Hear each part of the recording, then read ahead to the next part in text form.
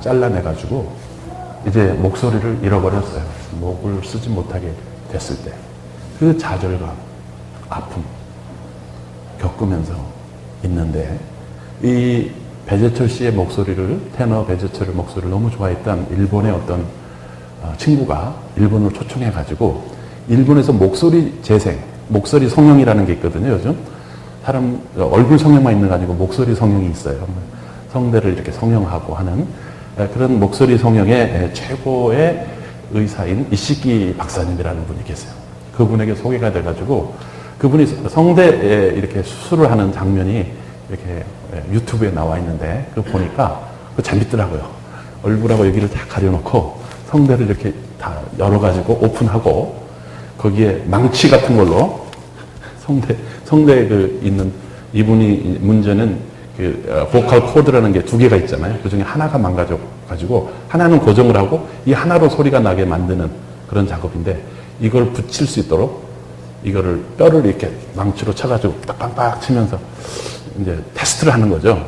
그러면서 성대가 소리가 나는지, 그러면서 일본 의사가 노래 좀 해보라고 무슨 부르고 싶은 노래, 성대 수술하면서 이렇게 망치로 0점 몇 미리 조절하고 노래 해보라고, 이런 또 해보라고 노래를 할 수 있게 되니까 첫 번째 부르는 노래가 주 하나님 지으신 모든 세계 내 마음속에 그리워볼 때, 조금 더 당황스럽죠. 이렇게 수술하는 장면이 나와요.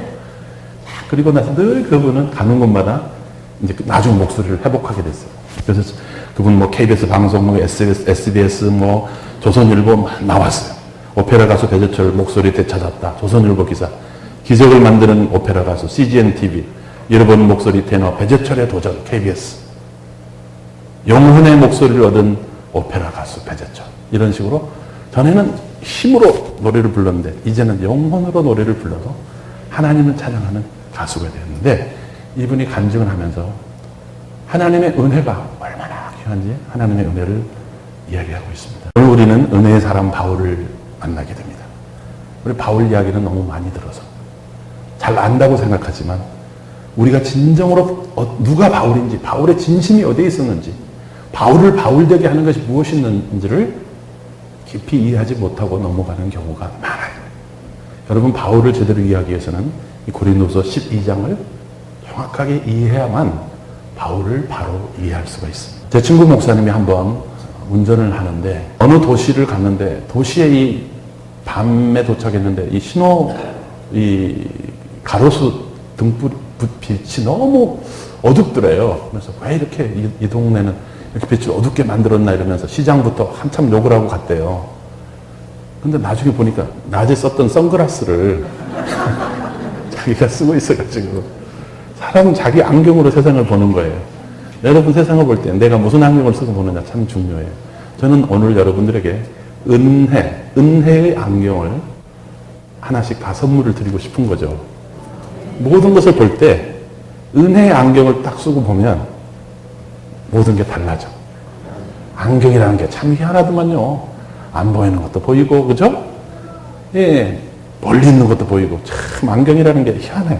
이 안경 별거 아닌 것 같은데, 안경에 무슨 색깔을 입히느냐에 따라서 세상이 싹 색이 바뀌어요. 그죠? 은혜의 안경을 탁 쓰면서 사도 바울은 자신의 인생을, 특별히 자신의 아픔을 해석하는 것을 볼 수가 있습니다.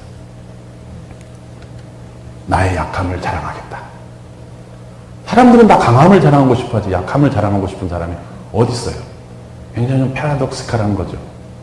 그렇잖아요. 나의 약함을 자랑하겠다. 내가 만일 자랑하고자 하여도 어리석은 자가 되지 아니할 것은 내가 참말을 합니다. 내가 참 진실을 말하기 때문에 나의 약함을 자랑하겠다 얘기합니다. 내가 받은 은혜, 내가 본 바와 들은 바에 대해서는 지나치게 생각할까 두려워 그만두노라.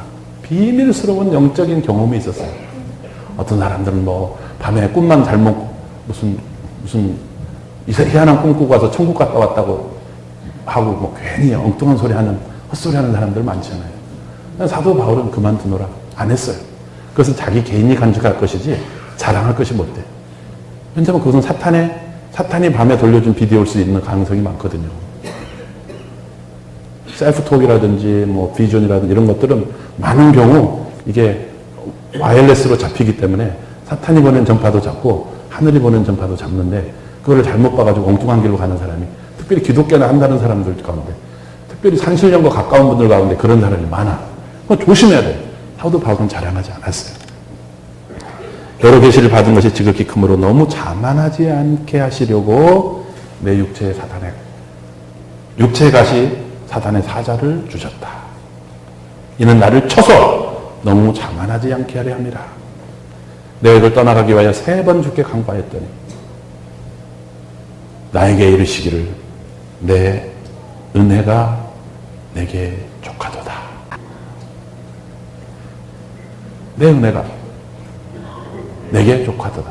My grace is sufficient for you. 하나님의 은혜가 충분하다 너에게. 사도 바울이 그럼 육체의 가시 사탄의 사자가 뭐였는가?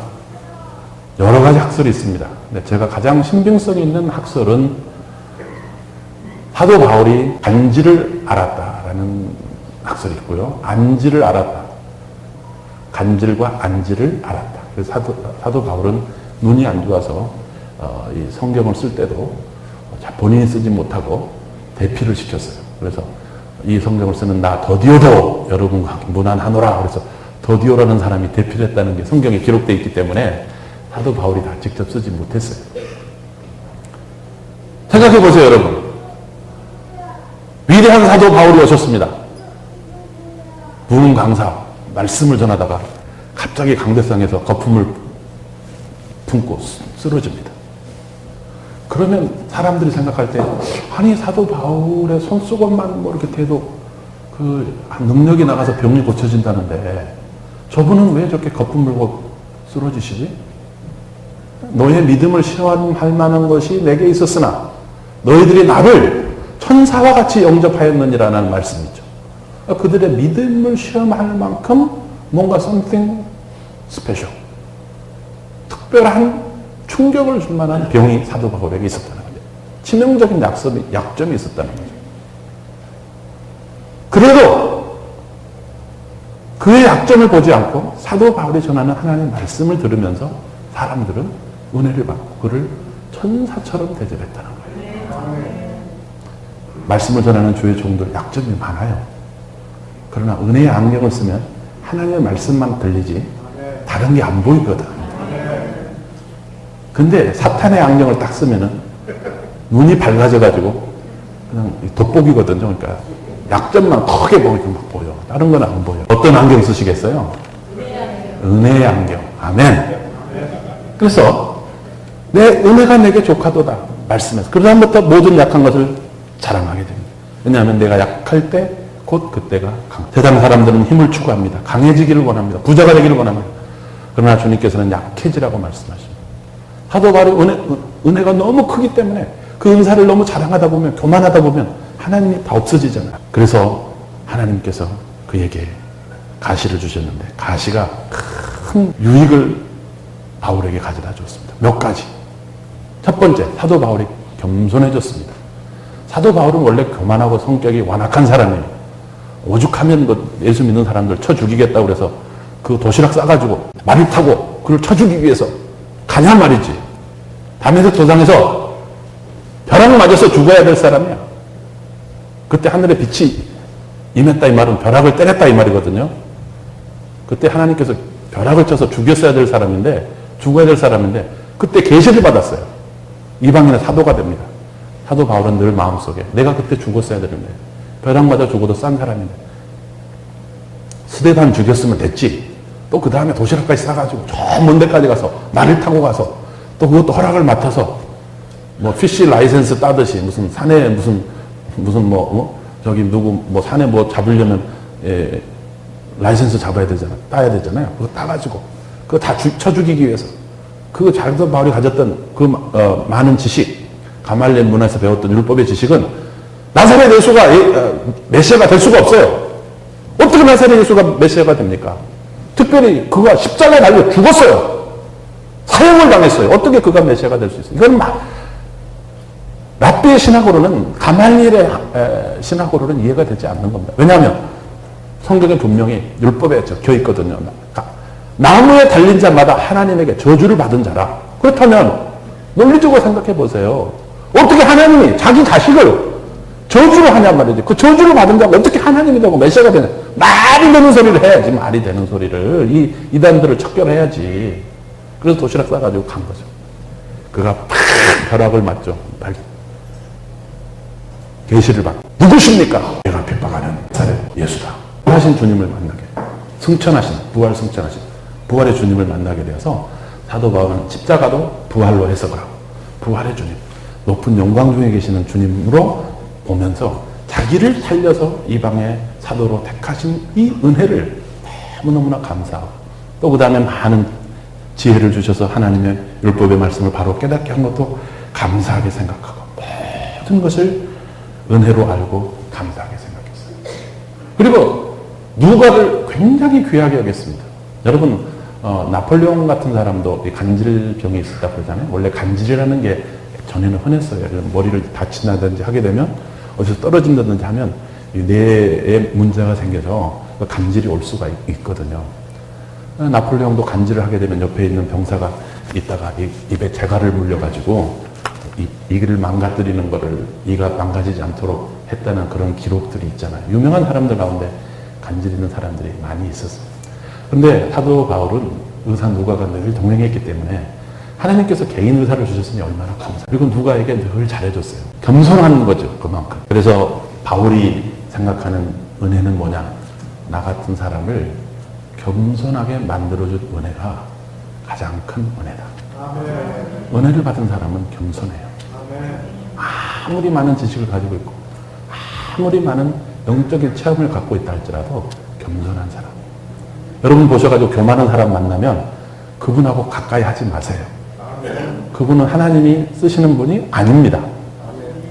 단언할 수 있어요. 뭐 시어머니들이 꽤가 많아가지고요. 아이들을 맡길 때 아이를 맡지 않는 몇 가지 방법이 있더라고요. 서울에는. 아세요? 네. 첫 번째 뭐 중요한 거는 이렇게 누가 며느리가 오면 방바닥을 이거 닦다가 며느리가 오면 빨리 아이 코를 풀어주는 거야. 코 풀자 하면서 그러면 대부분 일부가 되고요. 그게 안 되는 사람은요. 음식을 먹을 때 이렇게 해가지고 입에다 해가지고 너 먹어라 이렇게 주면은 떨어진대요. 그래도 안 떨어지는 며느리가 있대. 독한 며느리가. 그런 며느리에게 확실한 방법, 그 방법이 있는데 마지막 방법은 영어를 가르치는 거래, 아이에게. 그래가지고 this is the book, this is the book, this is the rock.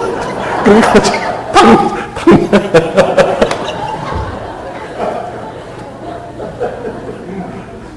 영어가 안 되는 분은 사투리로 가르치면 된대, 아이에게. 와카노? 우얄 끼고? 막 이렇게 가르치면. 그러면, 여러분, 바이올린 가운데 가장 비싼 바이올린은 아주 추운 지역에서 눈비바람을 많이 맞은 나무를 잘라서 또 몇 년 동안을 눈비바람을 맞추면서 추운 거, 더운 거, 습기를 배우고 또 말리고 또 다시 하고 이렇게 해서 뒤틀어지지 않는 나무를 만들어서 그걸로 바이올린을 만들면 바이올린이 깊은 소리가 난대요. 하나님께서는 여러분 한 분 한 분을 명품으로 만들기 위해서 많은 고통을, 시련을 주고 계세요. 시험을 하고 계세요. 그럴 때 그러면 나에게 다가오는 이 아픔, 나에게 다가온 질병, 고통, 사업이 잘 안 되는 거, 무슨 일이 꼬이는 거, 그게 다 필요한 거야. 약할 때 곧 그때가 강함이니까. 나같이 완악한 사람은 어떻게 겸손하게 할 수 있겠어요? 육체의 가시가 있어야죠. 사탄의 사자가 있어야죠. 이게 하나님이 정말 잘하신 거예요. 그 은혜의 하나님. 그 은혜로 모든 것을 바라보면 하나님께 영광을 돌리는 분. 바로 그분이 바울이었습니다. 그런 바울의 은혜가, 또 하나님의 은혜가 여러분과 함께 평생도록 함께 하시기를 축원합니다.